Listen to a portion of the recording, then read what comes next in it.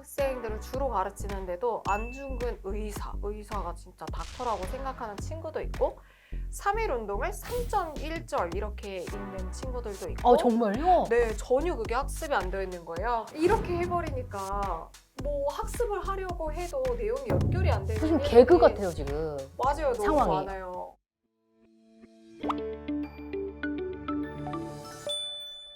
안녕하세요. 교육 고민을 대신 물어봐주는 교육대기자TV, 저는 대기자 방종임입니다. 수능에서 소홀히 했다가는 큰 코 다치는 과목, 저는 한국사라고 생각을 하는데요. 수능뿐만 아니라 중고등학교 내신, 그리고 우리의 역사를 위해서도 반드시 관심을 가져야 되는 과목, 한국사 대비를 놓고 고민하는 분들을 위해서 오늘 유명 강사님 모시고 말씀 나눠보도록 하겠습니다. 한국사, 동아시아사, 세계사, 통합사회를 가르치고 있는 사이탐구연역 대표 강사 이다지입니다. 만나서 반갑습니다. 저희도 반갑습니다. 네. 저희 너무 모시고 싶었는데 이번 기회가 됐던 것 같아요. 네네. 한국사 1타 강사님을 너무 유명하시잖아요. 네. 근데 한국사라는 과목이요. 그동안은 선택 과목이었다가 2017년도부터 수능 필수 과목이 된 다음에 절대평가다 보니까 그 점에서 한국사를 얼마만큼 어떻게 공부를 해야 되느냐 학생들이 좀 막연하게 생각을 하는 것 같아요. 선생님 입장에서 어느 정도 언제부터 해야 된다고 생각하시는지 그 가이드를 좀 잡아주시면요. 사실 수능 필수 한국사로 지정이 되기는 했지만 절대평가이기 때문에 교육에 대한 그 학습에 대한 부담이 너무 큰 과목이 아닌 거는 사실이에요. 근데 그렇다고 해도 절대평가라고 해서 만만하게 판단을 하면 안 되는 게 네네. 2018학년도 수능에서는 1등급 비율이 15%밖에 되지 않았거든요. 네네. 그래서 다른 절대평가랑 비교를 했을 때도 적은 퍼센트였기 때문에 한국사를 수능에서 필수로 하는 부분을 중요하게 생각을 하고 내신에서 연관해서 계속해서 학습을 해 나가야 됩니다. 특히 고등학교에 가면은 한국사 이수 단위가 6단위예요. 엄청나게 중요하게 다뤄지는 내용이기 때문에 한국사를 내신부터 수능까지 연계해서 학습을 하려면 초등학교 이제 5학년 2학기부터 한국사를 맞아요. 들어가게 되잖아요. 예. 그 시기에 이제 딱 한국사에 대한 기틀을 잡아야 되는 거죠. 저도 제 조카가 초등학교 고학년인데 예. 제가 역사 강사인데 역사를 제일 싫어해요. 그 조카가요? 네. 네. 역사를 왜 싫어하냐고 물어봤더니 일단 정말 옛날 옛적의 일이라서 내가 어떤 일인지도 잘 모르겠고 맞아요.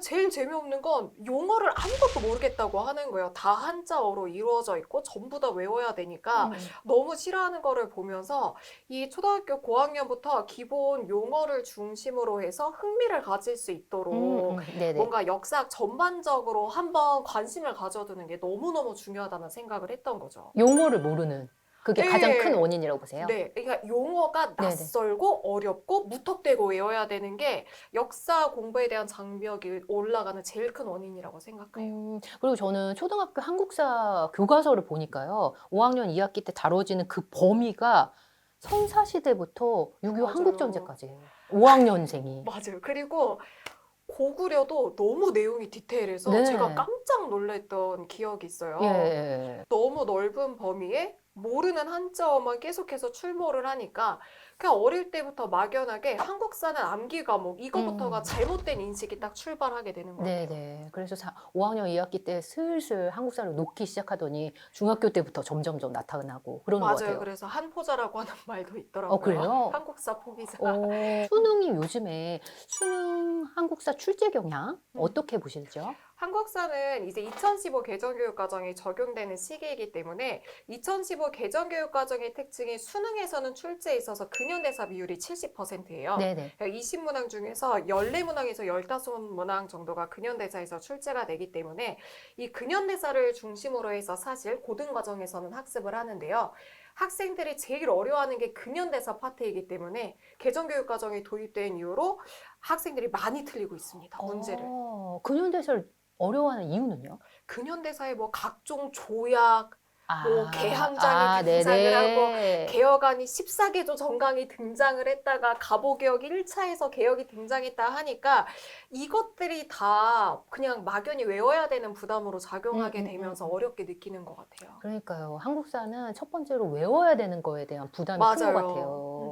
대부분 많이 질문하지 않나요? 이거 한국사 얼마나 어떻게 외워야 되는지. 근데 사실 저는 진짜 많이 예. 하는 얘기긴 한데 제가 역사를 전공한 것 자체가 외우지 않아도 돼서 사실 역사를 전공을 했거든요. 다른 거는 내가 노력해서 이해를 해야 되지만 역사는 똑같은 인간이 해왔던 일들에 대한 이야기로 이루어져 있기 때문에 그냥 그 시대에 내가 왕건이라면 이렇게 했을 것 같다라고 하는 방향으로 전개되더라고요. 그냥 기본 용어만 사실 튼튼하면 그 시대적인 상황의 스토리만 생각을 하면은 한국사는 많은 노력을 기울이지 않고 공부를 할 수 있어서 네. 저는 그래서 사실 역사를 전공했기 때문에 무턱대고 외우지 말고 먼저 스토리 흐름, 기본 용어 이걸 익히라는 거를 많이 강조해요. 그리고 그 스토리의 핵심은 용어로 보시는 거고요. 맞아요. 예. 그중에 좀 일례로 용어 기억나는 거?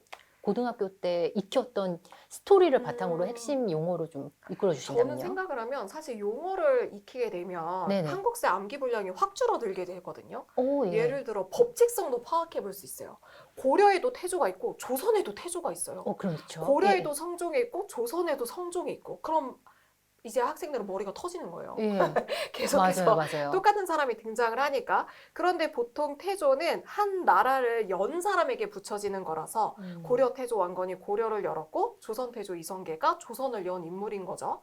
그리고 성종은 이룰 성자가 들어가서 초창기 체제를 정비한 인물에 성자가 붙습니다. 네네. 그래서 항상 고려 시대 때 성종을 배우고 난 다음에 체제 정비의 내용을 배워요. 네. 조선도 성종을 배우고 난 다음에 경국대전의 체제를 배우게 되죠. 예. 이런 법칙성을 파악하는 것도 있고요.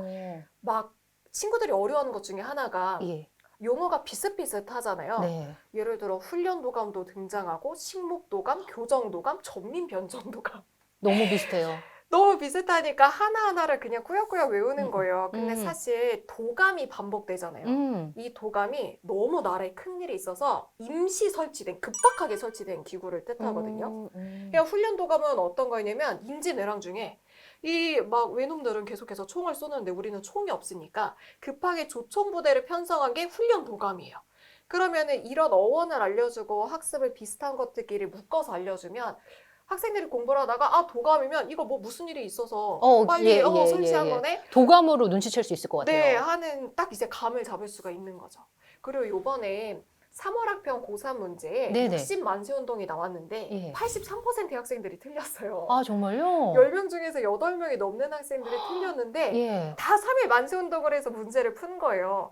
근데 역사 속에서는 비슷한 사건도 너무 많이 나와요. 맞아요. 3일 만세 운동, 60만세 운동. 고려 시대도 보면 삼국사기, 삼국유사 이런 것들이 사건이나 용어가 너무 비슷한 것들이 많이 나오잖아요. 그 60만세 운동의 핵심은 순종이 돌아가시면서 3일 만세 운동은 고종이 돌아가시면서인데 딱 이 포인트만 잡아도 문제를 풀 수 있었던 거예요. 근데 이 포인트를 잡기가 어려운 게 교과서 속에서는 3일 만세 운동과 60만세 운동이 여기저기 다 흩어져서 나와요. 그래서 이런 내용들을 딱 비교할 수 있게 용어를 묶으면 학생들이 너무 공부하기 쉽겠다라고 하는 생각을 하게 된 거죠. 그리고 그것의 출발점을 초등부터. 맞아요. 예, 처음 역사를 공부하는 순간부터 용어를 좀 제대로 잡아보면 나중에 이렇게 헷갈리는 일이 덜 하겠다. 이런 생각이, 네. 그럼 조금 더 디테일하게 들어가서 초등, 중등, 고등, 이게 한국사가 내신의 꽃이잖아요. 그쵸. 교과 급별로 로드맵을 좀 잡아주신다면요? 사실 중등이랑 고등은요, 학교 수업 중심으로 내신을 파는 것밖에 없어요. 솔직히 말씀드리면, 이 중학교도 1학년 때 시험 안 치르잖아요. 2학년 때 올라오면 부랴부랴 막 친구들이 외우기 시작한단 말이에요. 네네. 학교 수업 중심으로 해서 사실 내신의 팁을 살려가지고 내신을 대비하는 수밖에 없고, 저는 초등 고학년이 정말 중요하다고 생각해요. 네. 한국사가 재미없는 과목이 될지 재미있는 과목이 될지는 초등학교 때 학습하는 그 기본 용어에 대한 부분이랑 흥미 중심으로 체험을 해보는 게 너무 중요하다고 생각을 하거든요. 그래서 생각을 하는 게 자원도 여러 가지 자원이 있잖아요. 부모가 자녀에게 해줄 수 있는 경제적인 지원도 해줄 수 있는 경제적인 자원도 있고 좋은 사회적인 롤모델을 보여주는 사회적 자원도 있지만 제일 중요한 건 저는 문화적 자원이라고 생각을 하거든요. 네네. 얼마나 다양하게 문화적인 체험을 할 수 있는지 역사를 정말 동떨어진 먼 옛날에 일어났던 일이 아니라 지금의 나와 내 주변에 있는 모습을 만들어지기까지의 정말 켜켜이 쌓인 시간적인 흐름들을 체험할 수 있게 해주는 게 너무 중요할 것 같아요. 네. 뭐 빗살무늬 토기를 배우면 빗살무늬 토기를 박물관에 가서 보고 직접 만들어 보고 이런 경험을 유적지를 좀 하게 간다든지. 되면 네. 근데 그동안은 사실 이게 어려웠던 게 코로나 시기여서 어디 나가기도 좀 어려웠는데 이제 조금씩 풀리는 것 같아요. 초등학생 그 조카의 친구들을 많이 보는데 한국사 배울 때 어떻게 배우고 싶어 그러면 일단 만화로 배우고 싶어. 만화로 맞아요. 배우고 맞아요. 싶어요. 예. 그리고 그거랑 관련해서 경험을 해봤으면 좋겠다. 네. 지금이랑 다 다르게 생기고 토기도 다르게 생기고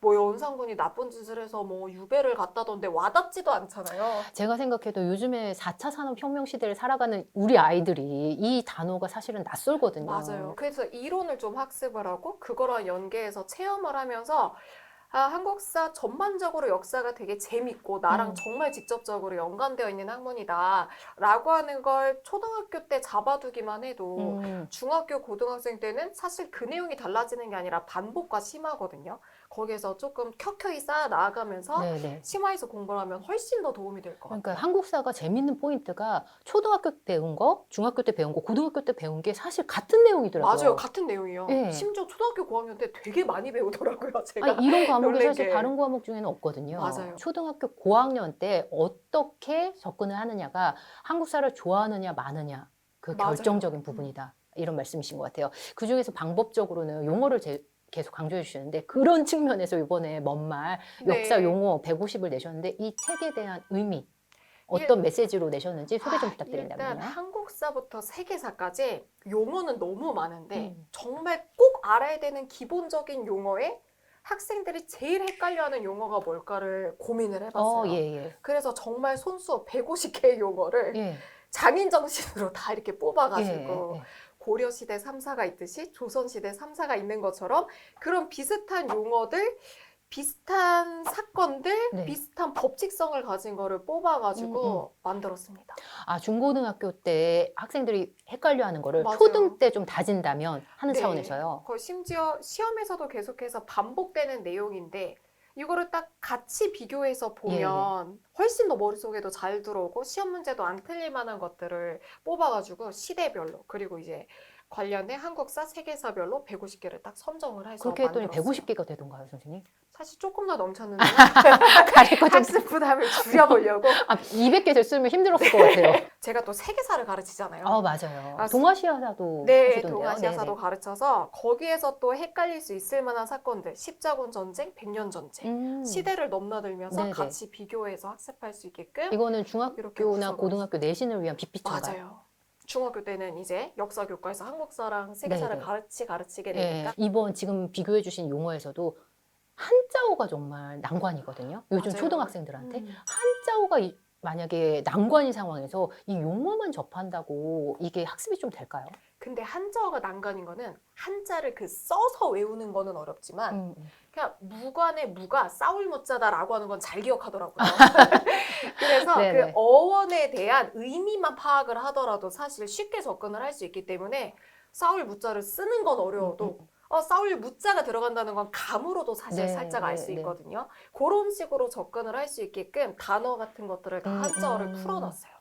요즘에 친구들이 정말 문해력이 굉장히 많이 떨어졌는데 그쵸. 그거의 핵심이 사실 용어, 개념, 단어의 뜻을 잘 모르는 것 같아요. 단어의 뜻을 모르니까 그 다음으로 넘어가지를 못하는 것 같아요. 예. 그 실제로 고등학생들을 주로 가르치는데도 안중근 의사가 진짜 닥터라고 생각하는 친구도 있고 3.1 운동을 3.1절 이렇게 읽는 친구들도 있고 정말요? 네, 전혀 그게 학습이 안 되어 있는 거예요. 그래서 뭐 아우네 장터 시위가 형과 아우가 함께하는 장터에서 시위가 일어났다. 이렇게 해버리니까 뭐 학습을 하려고 해도 내용이 연결이 안 되는 무슨 일들이 개그 같아요, 지금. 맞아요. 너무 상황이. 많아요. 문해력이 정말 심각한 이슈인 것 같아요. 선생님이 좀 체감을 하실 정도. 저는 많이 체감을 하는 게 저는 Q&A가 한 20만 건 정도 올라오면 그걸 전체를 다 보거든요. 근데 거기에 80%는 그냥 텍스트의 맥락 자체를 이해를 하지 못하는 내용들이에요. 그러면 어떻게 대답해 주세요? 설명이 안 될 것 같아요. 설명이 안 돼요. 애들이 이걸 못 알아듣는데 이거 어떻게 설명해야 될지. 그래서 막 처음부터 다시 돌아가서 이야기를 해주는데 고등학생도 이렇다면 그러니까요. 중학교, 초등학교로 가면 훨씬 더 예. 심해질 거라고 생각을 합니다. 예. 사실 책 많이 읽고 하면서 좋아지는 건데 그 학습이 너무 안 되어 있어서 이게 사실 고등학교 때만 끝나는 문제가 아니라 대학교 진학해서도 이 내용을 못 따라간다고 하잖아요. 그러니까 초등학생 때부터 이런 문해력과 관련된 내용에 대한 학습이 너무 중요한 것 같아요. 특히 그게 국어뿐만이 아니라 다른 과목에서도 나타나고 있는데 그렇죠. 한국사도 마찬가지인 것 같다. 네. 한국사를 초등 때는 용어로 접근하면 좋을 것 같다. 혹시 중등 때는 어떻게 접근하면 좋을까요? 중등 때부터는 기본 용어가 사실 잡혀 있으면 초등부터 중등까지는 전근대사, 그러니까 조선시대 중심으로 해서 좀 내용이 심화돼서 나와서 그 내용을 따라가는 방향으로 하면 좋고요. 고등학교 과정부터 근현대사가 심화가 돼요. 네, 본격적으로. 그래서 초등학교 때 이제 쌓아놓은 이 용어 자원으로 중학교 때는 전근대사 중심, 고등학생 때는 근현대사 중심으로 예. 이제 학습을 쌓아 나가야 되는 거죠. 실제로 초등학교 고학년, 중학교 1학년까지 한능검 그 기본 준비를 하라고 얘기를 해요. 네네. 그러니까 저는 시험이 없는 학교로 생각을 할 수가 없거든요. 근데 지금은 초등학교 고학년 때부터 중학교 1학년까지 정기적인 중간고사, 기말고사가 없으니까 없어요. 단원평가는 치르지만 네네. 이게 없으니까 내가 객관적으로 내 상황을 알 수가 파악하기가 없죠. 너무 어렵잖아요. 네네. 근데 그 상황에서 한국사 공부를 막연하게 시작을 하면은 이게 일정한 막 정말 강렬한 목표를 갖고 일정 기간 동안에 학습하기가 쉽지가 않아서 차라리 한능검을 준비를 그때 같이 공부를 하면서 용어 공부하면서 해나가면은 자격시험이라는 목표가 있으면 어쨌건 간에 일정한 기간과 동력이 생기잖아요. 맞아요. 그때 확실히 훨씬 더 준비를 많이 하면 좋은 것 같아요. 공부 동기를 높이는 차원에서 저 안 그래도 한능검을 어떻게 생각하시는지 여쭤보고 싶었었거든요. 근데 초등 때 한능검에 대해서 두 가지 의견이 좀 있는 것 같아요. 이걸 너무 일찍부터 접하면 시험을 대비하기 위한 한국사 공부가 마냥 좋은 것만 아니다 이런 의견도 있거든요. 근데 시험을 위한 공부만 하는 게 아니라 한국사를 공부해야 되는 동기를 마련하는 측면에서 자격시험이 의미가 있는 것 같아요. 근데 한능검 책이 그 책을 막 수험생처럼 공부를 하면 흥미가 완전히 떨어질 것 같고요. 정말 체험, 흥미 중심으로 학습을 하면서 연관해서 이론 학습이 들어가면 좀 중학교 1학년 때까지 놓칠 수 있는 중학교 1학년 한국사를 때까지. 연결해서 볼 수 있지 않을까. 그러면 이제 고등으로 넘어가서 고등 때는 조금 더 집중적으로 1, 2, 3학년 수능과 내신을 대비할 수 있는 한국사 대비법 알려주신다면요. 사실 내신이 수능보다 훨씬 어려워요. 네. 맘먹고 꼬려고 하면 한도 끝도 없죠. 네. 그리고 이제 내신, 고등학교에서 내신 과정에 한국사를 출제하는 선생님들은 그 역사에서도 한국사만 파서 가르치시는 분들이 많기 때문에 교육 과정이랑 상관없이 내용을 정말 지엽적으로 디테일하게 들어가시는 분들도 많아서 내신은 내신을 완벽하게 대비할 수 있도록 학교 수업에 완벽하게 집중을 하는 게 중요하고요. 내신이 사실 체제가 잘 잡혀 있으면 수능은 초창기에 뭐 고2에서 고3으로 넘어가는 겨울방학이나 고3 초창기에 개념 강의만 잘 들어두고서 반복만 하더라도 무리 없이 1등급을 받을 수 있기 때문에 사실 내신을 좀 체계적으로 준비하는 게 훨씬 더 중요할 것 같습니다. 개념 강의는 선생님 거 들으면 되겠죠? 그렇죠. 제가 중간중간에 제 강의 들으시면 돼요 라고 말하고 싶은데 자녀의 진로에 대해서, 전공에 대해서 선택을 할 때 부모님이 같이 고민을 해주면서 그래서 이거를 선택하게 되면, 이 전공을 선택하게 되면 그 다음에 뭐 먹고 살 건데까지 사실 연결이 될 수밖에 없잖아요. 현실적으로. 근데 이 전략에 대한 부분, 그러니까 뭐 먹고 살 건지에 대한 그 문제부터 사실 접근을 하게 되면은 본질적으로 이 아이가 제일 잘할 수 있고 제일 관심이 있고 제일 많은 가능성이 펼쳐질 수 있는 길이 원천적으로 봉쇄될 수 있다고 생각을 해요.